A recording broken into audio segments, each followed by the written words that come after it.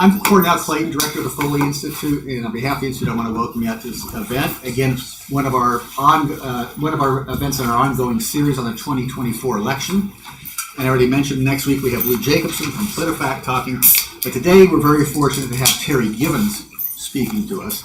Terri is a professor of political science at the University of British Columbia in Vancouver. Just recently began there. In fact, that was her first faculty meeting. She had to introduce herself back. Really, I'm there. Prior to that time, she was the provost advisor on the strategy to address racism at McGill University. And she is formerly the CEO of the Center for Higher Education Leadership and has worked with a variety of colleges, universities, and ed tech companies on issues related to innovation and excellence in higher education. As the author of the book, Radical Empathy, Finding Paths to Bridge Racial Divides, Terri is a sought-after consultant and speaker on issues related to leadership and inclusion, and she has more than 30 years of experience in higher education, politics, international affairs, and nonprofits. And the gray hairs to show for it. Exactly. Doesn't look that old. But Terri's held leadership positions as vice provost at the University of Texas at Austin and provost of Menlo College, as well as professorships at the University of Texas and the University of Washington. Join me now in welcoming Terri Givens to the Foley Institute.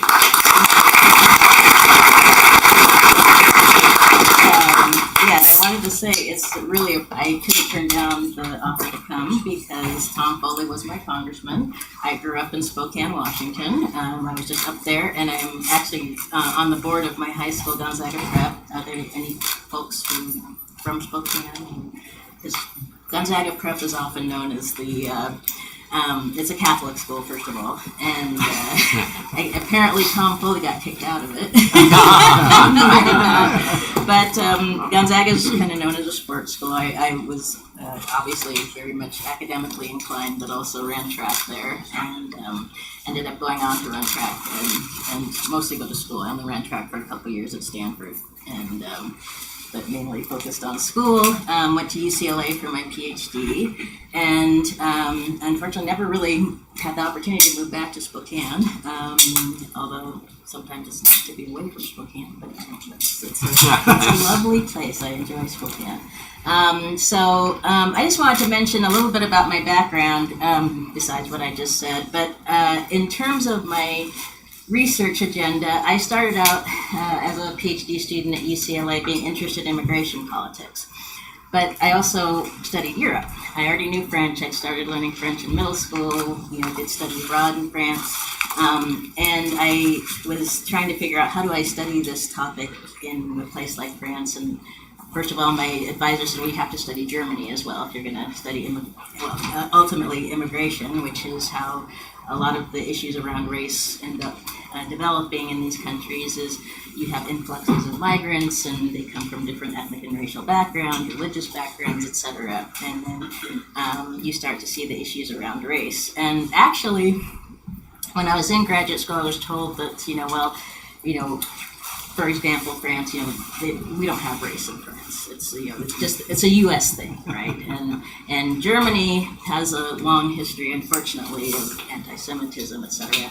And so they acknowledge that, but maybe not race so much. But then things really took a turn in the late 90s, early 2000s. So I did my first book actually on the radical right in Europe, which covered France, Germany, Austria, Denmark.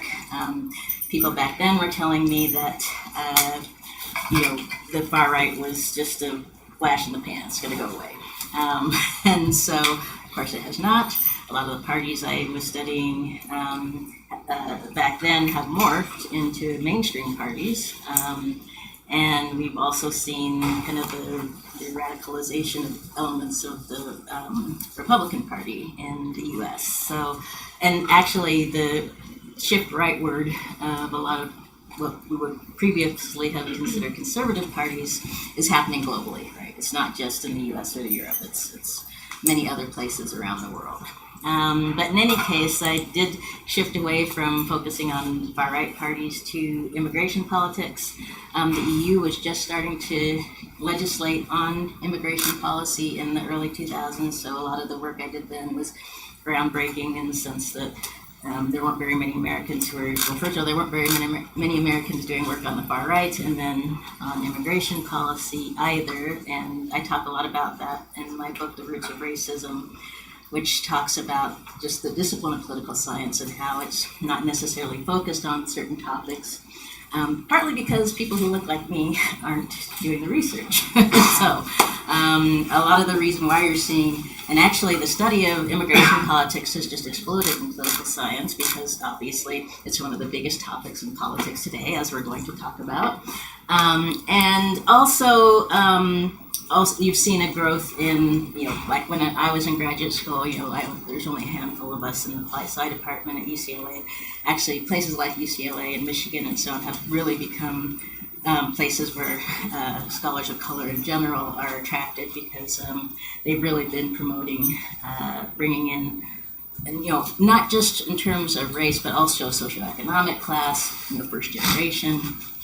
And I am a first generation scholar and actually benefited from that at UCLA because they had scholarships for, actually I was so excited to go to UCLA to get my PhD because I had a fellowship. And when I was an undergrad, I always say I wear my Stanford ring because I was working and running track and going to class, and I managed to finish in 4 years. And so I was so proud of myself for getting myself through. I had to wear my ring all the time. And when I got to graduate school, I was excited because I was actually on a fellowship that allowed me to just go to school and I didn't have to work. It was all except for being a teaching assistant and research assistant. But anyway, I want to make sure we have plenty of time to talk about the topic, which is this issue of what's going on in terms of race, immigration, etc., in the current election. But not only there, as I already said, right, these issues are very hot topics in places like the UK, France, Germany. And what we're seeing is not only this trend of the rise of far-right politics, but you're also seeing this trend of immigration taking center stage. And conservative politicians often want that because they feel like they have better credentials. They kind of try to paint the left parties as being for open borders and not being good about deportations, things like that. But when I was studying immigration politics back in the late 90s, we talked about the fact that basically left and right are pretty okay with immigration control. Where you see a difference is on are they courting, are they focusing on integration? Right, so you've got immigration control on one pole, and there are policies being created to integrate immigrants politically and so on. And so in the early 2000s, I should say, there was a big focus, including in the U.S., on integrating immigrants, making sure they got language skills, making sure that they had access to the labor market, making sure that schools were, educating their children. And so even having requirements around integration in order to get your visas approved and so on. So we've seen this issue building, and then, but more recently, and I actually have a textbook I've written on comparative immigration politics, we're in the process of revising it. And unfortunately, what seems to be happening is, again, this kind of coming together around immigration control on both the left and right. There's not much difference in the policies they're talking about. And they are, unfortunately, having a policy kind of deterrence that is allowing immigrants basically to die on their way. So we've got people dying on their way across the Mediterranean, across the English Channel, in the mountains between Mexico and Arizona, or going to the Darien Pass. And it's almost like there's become this policy of, in some ways you might want to call it, but it's not benign neglect, it's just plain old neglect of saying we're not going to do anything to help these people. You've even had instances in the Mediterranean where people, where ships are, you can see they're capsizing and the rescue boats are standing off to the side, just waiting. And anyway, it's been a really interesting turn of approach to immigration control. But of course, even before that, you had detention centers being created and so on. So in any case, that's kind of some of the broader issues that we're trying to deal with around studying immigration politics. Where are the politicians standing? And then of course we have what's going on in the U.S. right now. And if you haven't heard, Kamala Harris will be doing a interview with MSNBC tonight. I guess for us it'll be at, I don't know if it's 7. 6 or 7, I think. Yeah, I guess it's 7. But in any case, I think part of the reason she's doing that is because, as I was just discussing this, the Republican Party has managed to shift, or is trying to shift the focus to immigration because they feel that that's the issue they can fight back on, and I don't think it's a coincidence that we're seeing that. We're focusing on Haitian immigrants in Springfield, Ohio, who are, I said I would say it, the dogs and cats, which of course is a false claim. And actually, just yesterday I saw that the Haitian Bridge Organization is filing charges against Vance and Trump for incitement and so on. So it's going to be really interesting to see what happens with that, because a regular citizen can basically file a complaint, and the prosecutor will have to respond somehow. I don't think much will happen, but it's interesting to see how these things are playing out. So you've got this kind of meshing of race and immigration politics, which is actually part of a bigger research project I'm going to be working on going forward. So I've been in and out of administration as a professor, and I'm finally getting back to the point where I can focus really on research, and so I'm developing a project that really is looking at how do these issues of race and immigration align, because we know that certain types of immigrants are targeted more often than others, right?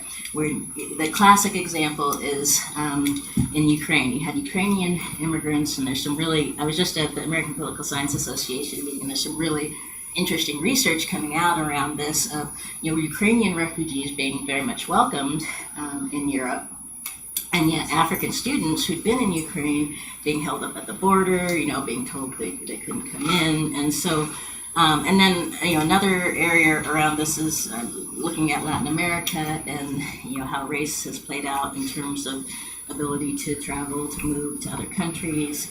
But in any case, we're seeing that this collision of immigration and race, and even here in the U.S., most recently, of course, with this Haitian immigrant example. So, one of the questions that I was asked to deal with in this article from the conversation is, what does this mean in terms of the broader context of the U.S. election? We have a black woman candidate. I'm sure we all felt kind of whiplash. I remember, I think, especially if you're a political scientist, we all remember exactly where we were when the announcement about Biden stepping down came on a Sunday.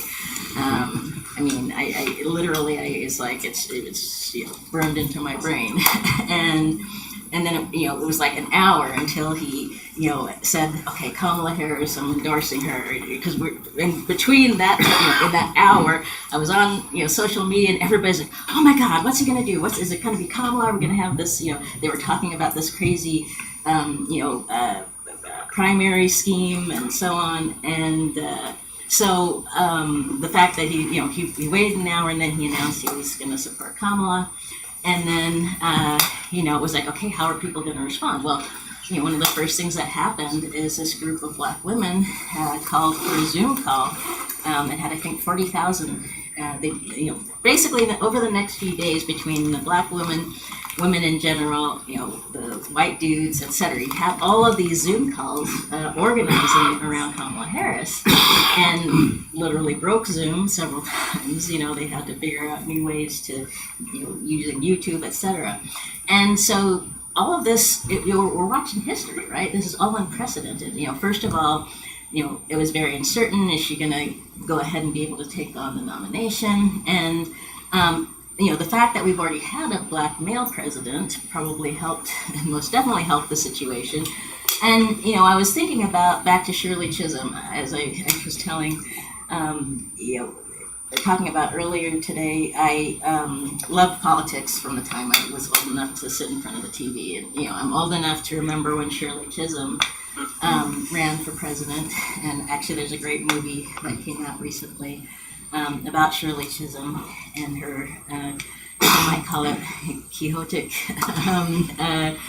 run for the presidency. But I think the important thing to understand with Kamala Harris is that there were women who laid the groundwork. Obviously, Shirley Chisholm, Barbara Jordan, who is very near and dear to my heart because I was just old enough. I was 10 years old in 1974 when she was part of the Watergate hearings, and she was just so impressive. And she was also a figure. Unfortunately, she had passed away, but she was an important figure at the University of Texas and the LBJ school, and so I got to learn a lot about her history there.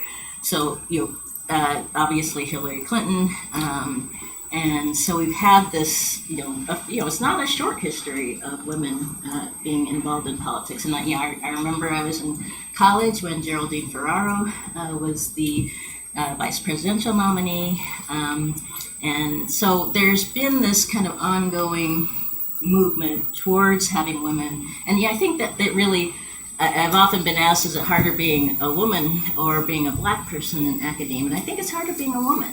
Obviously, being a black woman is a double thing. But I think the issue with gender actually, especially now that we've already had a black president, I think the issue of gender is trumping race to a certain extent.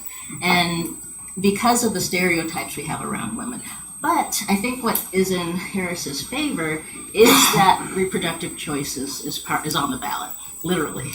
You've got many states where you have ballot initiatives that are constitutional ballot initiatives that are saying, we want to have access to abortion.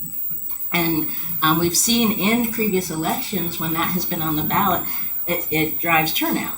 And it also drives people to, if they're going to say yes to that, then they are more likely to vote for the Democratic ticket, right? So it's interesting because the comparison would be to when years ago before the Supreme Court ruled on marriage, for gay marriage, you had situations even in California where anti-gay marriage initiatives were on the ballot, and that would drive Republican voters to go to the ballot, to the polls, and so on. So it's a game that's played on both sides, right? It's not just that one side, has any kind of monopoly on this kind of strategy. And so I think this it's going to be really interesting. I wouldn't trust any polls right now, partly because the kind of polling they can do on such short turnaround is not very comprehensive. And especially after 2016 and 2020, the only polls I trust are, the exit polls after the election. And even then, we know this is going to be such a tight election because, of course, we're looking at the Electoral College. We're seeing that it's very tight in places like Wisconsin and Pennsylvania, et cetera, that I wouldn't trust any polls. But, the biggest, I think, driver for what's going to happen in this election is turnout. And those of us who look at electoral politics, turnout is the big driver, and how that plays out from state to state, of course, in the U.S. is going to be important. Now, an interesting comparison is in France, where we had we had another, for those of us who study European politics, another shocking thing.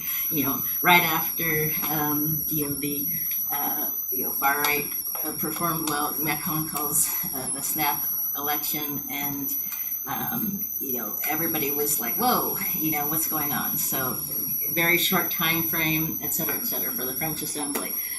So, Macron's position wasn't in danger because he's president for another few more years. And, but having studied this, so my first book, Voting Radical Right in Western Europe, focuses on this issue of, electoral system and the ways that people strategize around it, right? So, what Macron didn't expect is that the left would come together and say, oh, we're going to create a coalition then, so when voters go to the polls, it's not left politics. So basically, in every district, they'd only have one left candidate instead of several that would die. So this is what happens in primaries, right? If you have too many of one party on the ballot, it dilutes the vote, and what you want is one really strong candidate on the ballot, and that's what they did in France. And they did the same thing on the right, and they agreed kind of informally that if it was between a far right candidate and either left or right,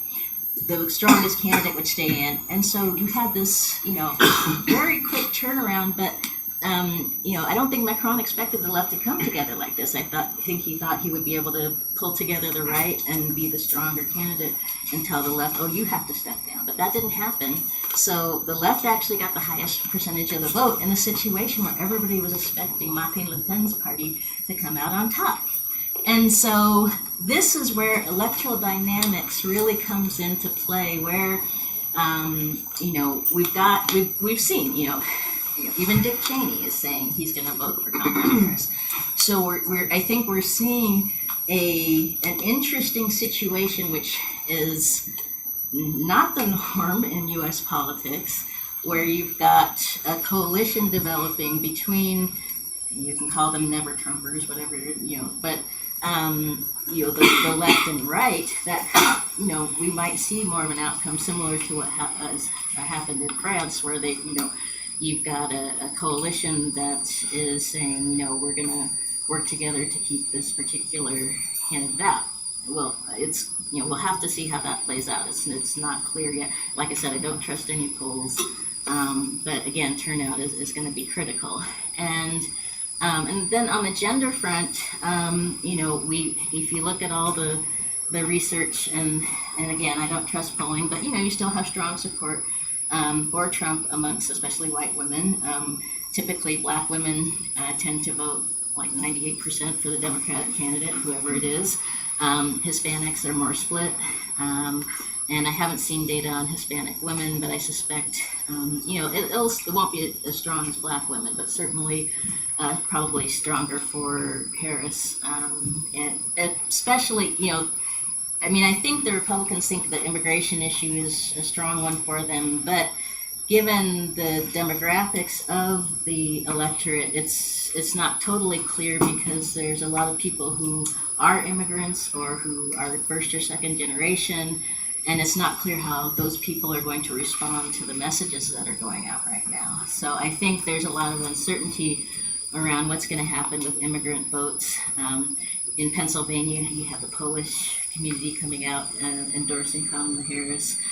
You've had various Hispanic organizations like LULAC coming out in favor of Kamala Harris, and so on. So I think there's a lot of interesting things happening that we haven't. I guess what's exciting but also hard for being a political scientist right now is there's just so many unprecedented things that are happening, right?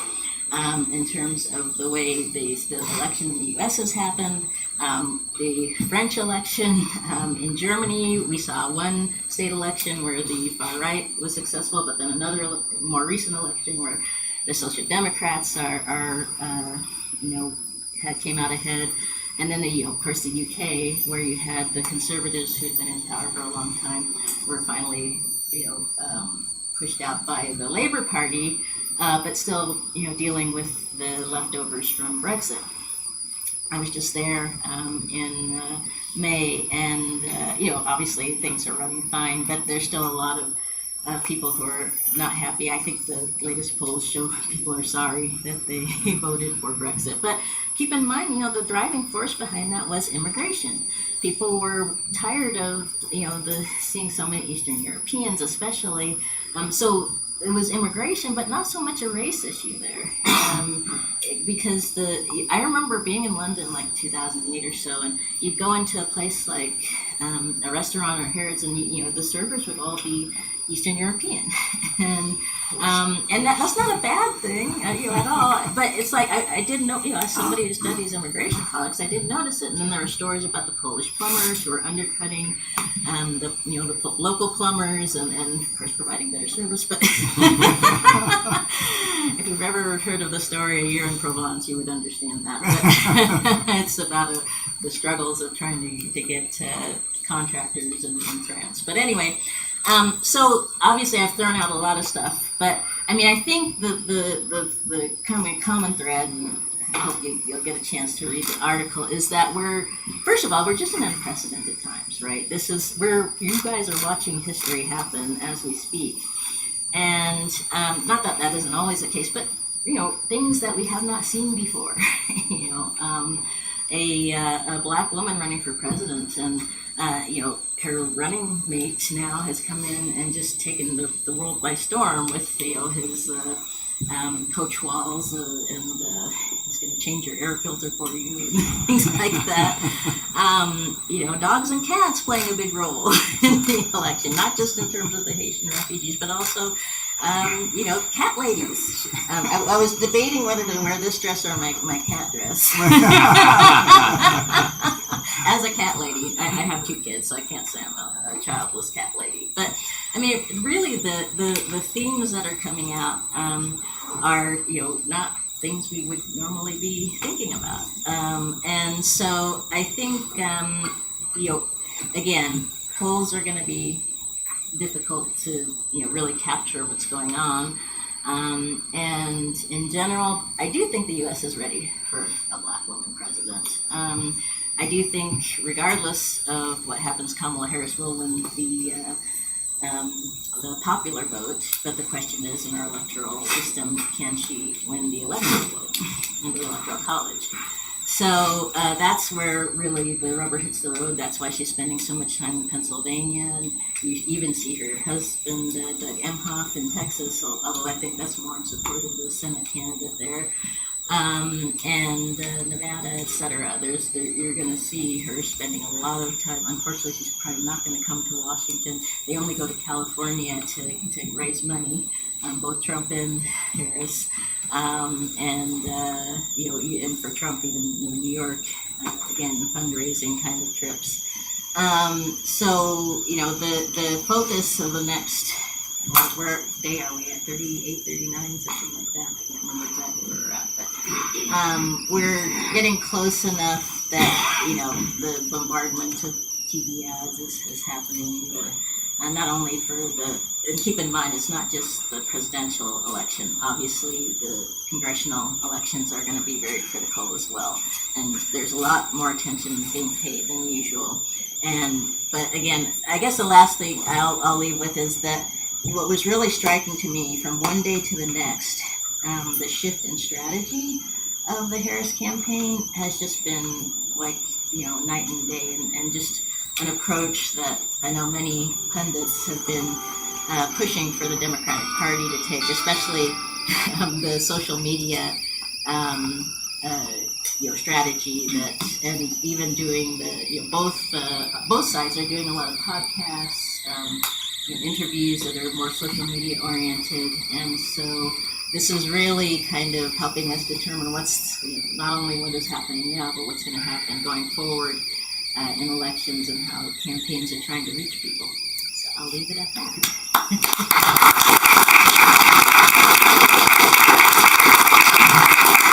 We have about 25 minutes or some Q&A. Maybe I'll start us off. I apologize for my phone, first of all. It happens. So I was struck by the convention. Yes. Oh, yeah. Absolutely. And how Harris did not talk about race and gender. She hadn't. And in particular, and even more than that, there was no discussion about social justice issues at all. And so I wonder what that means, and I wonder, in particular, in the context of DEI, more generally, what does that mean if you have the standard bearer for the Democratic Party backing away from those issues? I wouldn't say she's necessarily backing away. I think so. Her approach, which has worked so far, right, is this is the way she's run. So I followed her in California. I lived in California part of the time she was running for office, and this is the way she has always campaigned, right? So but in one sense, in California, she didn't have to run on her race or gender, right? Because California has already been a pretty diverse state itself, and the reality is, the country has already become diverse. The diversity is there. Except for but 1%. I won't say what the percentage of black people was when I was born. But anyway, but no. But to be fair, it's almost as if she doesn't have to.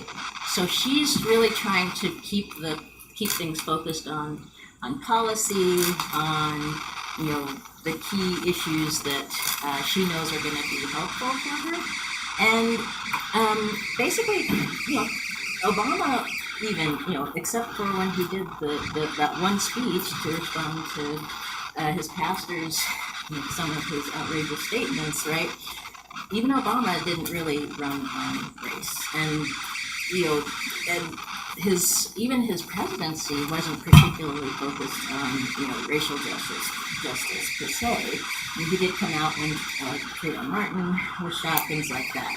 So I think she will respond to specific things, but she's really coming out strongly on reproductive justice and women's rights.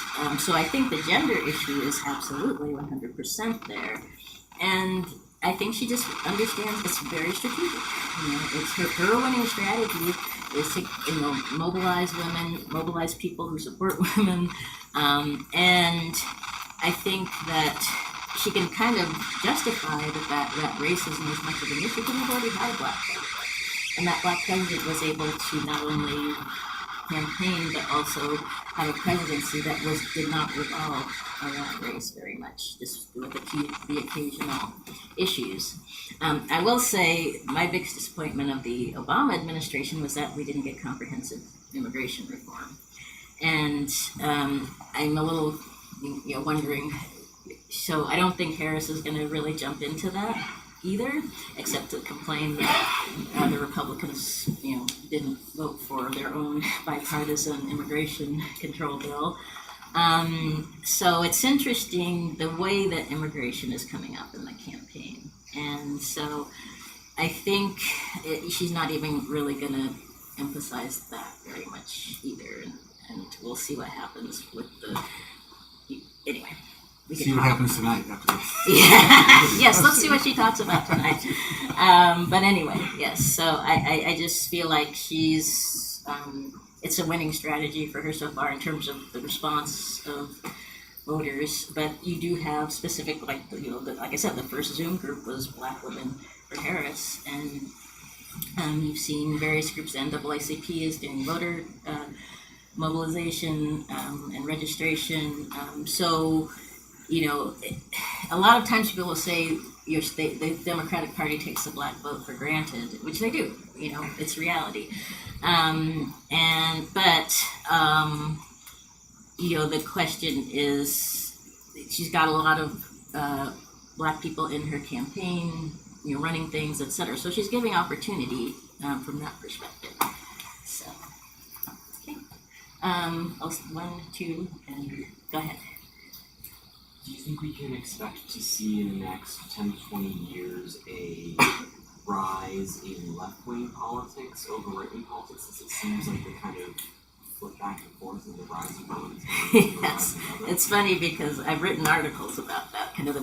As we've seen the rise of the right, we've seen the rise of the right is happening because of the decline of the left. And my argument there is that you had a situation in the early 2000s when I was actually doing my work on the radical right, but also I was working on a book called Legislating Equality, which is about anti-discrimination policy in the European Union. And the reason that legislation passed at the EU level was, first of all, because of the rise of the right in the late 90s. You had Jörg Haider in Austria, who won, his party came in second in the parliamentary election. And so the response by the EU was to pass the Racial Equality Directive, right? That was when I was like, oh, I can talk about race in Europe now. They've actually passed this Racial Equality Directive. But the reason that passed is because it was mostly left governments. Well, 3 or 4 years later, when it was supposed to be implemented, you had conservative governments, and they weren't as excited about implementing this policy. And so they didn't, and it kind of withered on the vine. It still exists, but what's interesting to me is there was this. Basically, you saw this, coming together of the left and right around capitalism, market economies, and people like Bill Clinton, Gerhard Schröder in Germany, Tony Blair in the UK. They were kind of this new generation. You had New Labour and. Bill Clinton was part of a branch of the Democratic Party that was much more centrist, And so you had this kind of push by these key leaders who were very popular leaders at the time, to be kind of more pro-market, anti-welfare state. We're going to get people back to work. The immigration policy we got under Clinton was focused on, not allowing people to have access to welfare benefits until they'd been here for a certain amount of time, and so on. But unfortunately, that kind of laid the groundwork for the conservatives to jump in and said, well, these are our issues, So, the conservatives could come in and say, well, you guys are disagreeing with us. And so you had a long stretch of conservative governments. And then, so I think, we had the decline in unions, things like that. I think we're seeing unions flexing their muscles more. If you've been following what's going on in Boeing, and various other places in the U.S., I think that's going to be a key factor, is what happens with unionization. I think if we see more unions, that tends to lead to more support for left-leaning parties, not just in the U.S., but in Europe. I think the rise in inequality is a huge factor. People are not happy that, we've got 1% of the population controlling more than the bottom 50% of the population in terms of wealth. All of these things I think are playing a role in support for the left. If the left can use the right strategies to emphasize that. So in any case, I do think there's a good chance we'll see a rise in the left. What that left looks like is another question. Is it more of a centrist left that still, is pushing for the billionaires in the tech industry, the tech industry is trying to hedge its bets by supporting both sides. So we'll see what happens with that. But I do think we've already seen a rebound of the left with Labor and the Social Democrats in Germany and the left in France and so on. So I do think there is the stage is set for a resurgence of the left. How that's going to play out is a whole other story, because I've learned prediction is really hard to do these days. And I think you have the next one. I did. So as somebody that sort of leans left, I tend to find that a lot of the media seems to be leaning left as well. A lot of the celebrity endorsements are favoring Kamala Harris. A lot of people on TV shows are going to be they're going to be all supporting Kamala Harris. As somebody from the left, I really struggle to find the outside of abortion why people are voting for Trump and what the arguments for Trump are. I guess I was wondering if you could provide some more context about maybe people's mindset coming into the election about why they're hesitant to vote for Kamala. In terms of the hesitancy to vote for Kamala, I think a lot of it has to do with, basically sexism and racism, which I'm going to be blunt about it. But yeah, people feel uncomfortable voting for somebody who doesn't look or they don't. Part of the reason we got Trump in the first place was as a reaction to Obama. And so, there's a large swath of the electorate that feels like they're falling behind. So one of the things I try to emphasize is, okay, yes, we've got, there's the extremes, but there's this big swath of people who are being hurt by the inequality, who are, struggling, who have, very valid grievances, right? And the way that's being addressed is very different depending on the context. And so I think what the Republican Party has been able to do is mobilize a chunk of the electorate that has these grievances, which are valid, but also weaponize them through, conspiracy theories and QAnon and all of these things. And so, but kind of for the less conspiracy theorist types, the resistance to voting for Harris might be just, well, I don't think the Democrats are going to do what I need to. They've had a chance. Is the economy better? Things like inflation, etc. So, a lot of it boils down to, how do I feel about the economy, or even. On the immigration issue, a lot of times people will say, immigration doesn't hurt me, but I just like this was a quote from somebody I saw yesterday. I'm not being hurt by immigration, but I just don't want these people, coming across the border. And that's a very consistent thing you will hear, not only in the U.S., but all over. People don't want these immigrants coming into their country. But we're at the problem is we've got climate change, we've got wars all over the place where people are needing refuge in places like the U.S. and in Europe. They're mostly getting caught up in Greece and Italy being taking the burden of refugees, but also now with Ukraine, Poland, etc. And so people are being impacted by that, but even people who aren't being impacted by it are seeing it. And it's kind of like the Brexit vote, People will often vote in a way that's they don't understand is not in their self-interest. And now they're seeing that it wasn't in their self-interest, and maybe we can get back into it. So, anyway, it's complex. Yes. Yes, I was listening to a news program this morning on TV called Democracy Now, and it's an extended interview with the vice presidential candidate for the Green Party, and he pointed out that the Democrats might lose enough of the Muslim vote in some states. That's particularly true in Michigan. Yeah. So that's your the issue you want to. What? Is that your question about losing the Muslim vote? Yeah, losing the Muslim vote in key states like Pennsylvania and Michigan. Yeah. It's a small percentage. It's a very small percentage. Yeah. In the polls, but might be enough to swing it to the Republicans. Yeah, I think that's the big concern in Michigan. So to give some context, with the Biden administration's position on the conflict between Israel and Hamas, people are concerned that the U.S. is selling weapons to Israel that are being used in the humanitarian horror that is Palestine right now.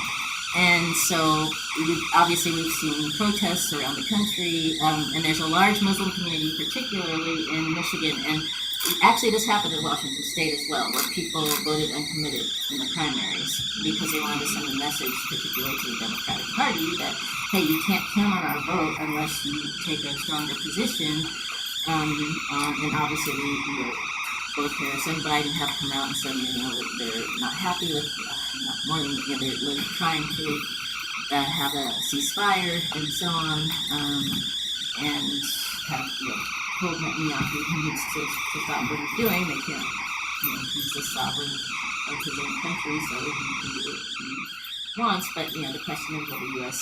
not sell weapons? And so a lot of Muslims, people of Palestinian origin and more broadly, and not just them. There's a lot of people who feel, I can't, with good conscience, maybe vote for this party because of what's going on there.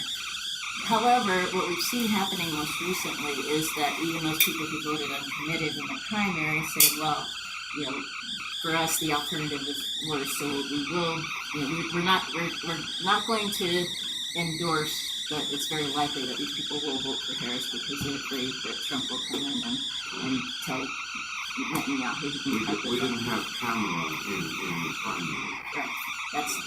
That is the big difference, is that obviously we've only had Harris since a few weeks ago. But it is something that of a concern for the DNC more generally. Yeah. Thank you. Okay, 1, 2, and 3 in the back. Some of us on the news, there was a guy that owned a factory or company or something in Springfield where the invasion cats and so forth. And it was part of this media campaign to show how stupid and racist Trump events are. And the guy, he said, and I thought it was really interesting, it's like, oh yeah, these immigrants, they're great, they're not on drugs, they come to work on time, etc. And it really, what I heard really was just these workers haven't been chewed up and spit out by capitalism yet. And it seemed like it'd be really easy for a white nationalist to say, see, they're replacing you. Right. So I'm just to what extent do you think, the Democrats are gonna maybe try to actually address the real fundamental issues that are kind of causing these problems to sort of Well, I think they're trying to. I mean, if you look at what Biden did in the last 4 years with the infrastructure bill, so the infrastructure bill is more than just infrastructure, right? They've focused on manufacturing. They focused on child welfare issues, all of that. So I think they have tried to address a lot of that. Whether it's been effective or not, whether it's reached far enough, that's a whole other question. And of course, the federal government can only do so much. A lot of this is what's going on at the state level, right? And so I do think there has been an effort to, and then of course the other big factor is the getting legislation through when you've got a split government is always difficult. So, in general, the Democrats are kind of more Keynesian in terms of they feel like if we pump more money in, and give people benefits, things like that, then it raises all boats. Actually, the Republicans have kind of been following that kind of policy as well when Trump was putting a lot of money in during COVID and so on. So there's kind of a consensus coming together, both left and right, that okay, yeah, we need to make sure people are getting their benefits, etc. Obviously there's differences around healthcare and so on that are different, but I think that the bigger issue is this tax policy and how that's going to play out, because I think that's where the federal government has some leverage and can try to get more of the benefits down into the lower and middle classes. So, yeah. My question was related to race again. Mm-hmm. So Kamala Harris is both Black and Southeast Asian. Mm-hmm. Is there a reason why people tend to focus so much more on her being Black rather Absolutely. than Southeast Asian?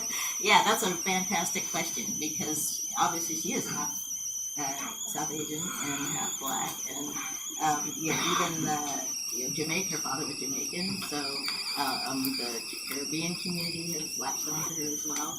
I think part of the issue is the way we deal with race in the U.S., right? If somebody, I hate to go back too far, but there's kind of the one drop rule, which we don't believe in anymore, of course. But in the U.S., we have a really hard time dealing with racial complexity, and so you're either brown or Black or Asian or whatever. And so if somebody is even, look at Obama, he's half white. Did anybody talk about the fact that he was white?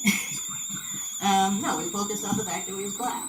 And it's funny because I want to do some work on this topic, because the way we deal with race is fascinating to me. And, she's really an immigrant. She's a first-generation immigrant. Her parents, her father came from Jamaica, her mother came from India, and so she's part of that whole immigrant story. And she's brought that up, actually. And yet, the overarching theme is she's Black. She went to an HBCU. She likes hip hop music. And I've seen actually when I wrote this, somebody complained, "Oh, is she Black or Asian?" And I'm like, does she just choose it conveniently? It's like, no, racial identities are imposed on us for the most part. I think most of us would prefer. I love Black culture, et cetera, but I'm just me, right? And but for the most part, racial identity is imposed on us. So, and for the most part, we just go with it because it's like, okay, this is what the world is doling out to me. And, she's, she obviously has embraced her both sides of her culture. She's done cooking shows where she cooks Indian food. She was part of a Black sorority. And I wish we could just be better about celebrating all aspects of people's identity instead of saying, she's taking advantage because sometimes she's Black and sometimes she's Asian. It's like, no, she's both, right? And Obama couldn't even use his white side. So, he couldn't be white sometimes and Black sometimes. So, we just have a really tough time dealing with race in this country, and not just in this country. We have time for one more question. Well, let me get this one in the back and I'll grab you afterwards. I don't know. It's been particularly refreshing to have somebody who works across the Atlantic so strongly. Could you sort of step back from all the particulars of that you were dealing with, and actually love to hear you on what you can do with the kind of parliamentary structures in terms of coming back to the U.S. and the very arcane thing that we have, and this is just what you might do coming back in terms of shifting it around so it's saner. Well, you know, Lonnie Guinier got in trouble for talking about proportional representation. May she rest in peace. But I do think, you know, so I've done a lot of work on electoral systems, and there's no one perfect system because we always put tweaks in that advantage people and, you know, groups and so on. But I think if I had to choose a system, actually, I think, and I'm going to forget the exact name, but where you vote, Ranked choice. Ranked choice, yes. And a lot of people are proponents of that because the reason why is ranked choice voting, and actually there are places in the U.S. that use ranked choice. Unfortunately, it was very problematic for Oakland, California, in their mayoral election. But because sometimes in ranked choice, you get a candidate you didn't think, you don't necessarily get a candidate you wanted. But the advantage of ranked choice is that people can vote for who they want, right? Instead of saying, so my first book was all about strategic voting, right? It's like in a proportional representation system, you vote for the person you want because, you know, they can get seats even if they only get 5% of the vote. In first past the post systems like we have, you know, only the top two candidates, you know, only have a chance. So we end up with only two candidates. And, you know, the US system, the UK system, you know, even the French system to a certain extent, although it has its vagaries, you know, they're designed, you know, to give us an outcome where you really only have two viable candidates. Anyway, I go into great detail on all of this in my book, but I think ultimately, if we were going to change the system in the U.S., I don't think we could get to proportional representation because it's just it's easier, and maybe even if we were gonna go in that direction. Ranked choice was kind of an intermediary step before you go to full-on proportional representation because you get the weird, like I said, there's cities and states that are implementing it now. So, In fact, Idaho has a ballot initiative to do a ranked choice. So. Very good. So I'm afraid our time's up, though. Let me remind you, next week, Tuesday, here, same time, we have Lou Jacobson from PolitiFact talking about the state of state elections. So, but join me now in thanking Terri Givens for really